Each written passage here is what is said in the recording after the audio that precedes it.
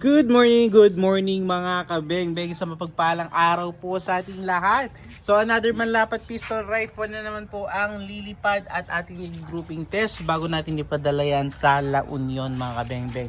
So from La Union naman po ang nakatipo nitong ating manlapat pistol rifle na si Sir Marlo. Ay, na si Sir Marlo Kalimlim at si Sir Consuelo Girona. Sir Consuelo Girona, ito na po ang inyong unit manlapat pistol rifle. Original manlapat pistol rifle na gawa ng ating original manlapat maker po. Ayan, napaka-pogi. 30 to 40 shots kada refill. Nakita nyo naman po, ayan, naka-offset yung tank, napakalaki. And also, ayan, stainless po yung kanyang upper receiver para mas magandang ikasa. Then 3-cock din po yan, 18-inch pure steel barrel. Then original manlapat silencer po, naka BSA black powder 4x16x44. Ayan, napaka-pogi. So yan, yung pupunta ng La Union. So salamat po ulit. Siyempre bago natin padala yan, atin po muna yung i-grouping test. So yun po yung ating steel play. So gagamitin natin pellets mga kabeng-beng, mature pellets are resized and sorted straight from the box ng kabala.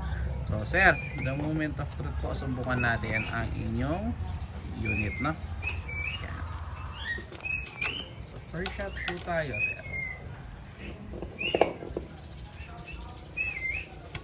Shot. Kita po ba? Second shot. So sa 2-cock natin siya yung ziniro, no?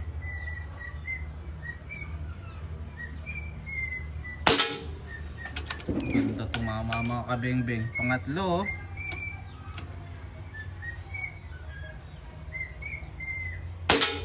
Pang-apat. Napakaliit ng groupings.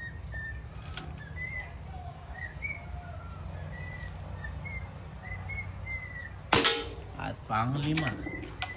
Grabe yan, sir. So wala akong masabi. Pang-5.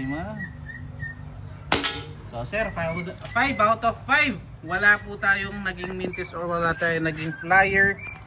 Napakaliit ng groupings ng unit ni sir. So sir Consuelo Giron, sir, salamat po. Ano? Ship na natin today yan. Napakaliit. Tignan nyo naman po.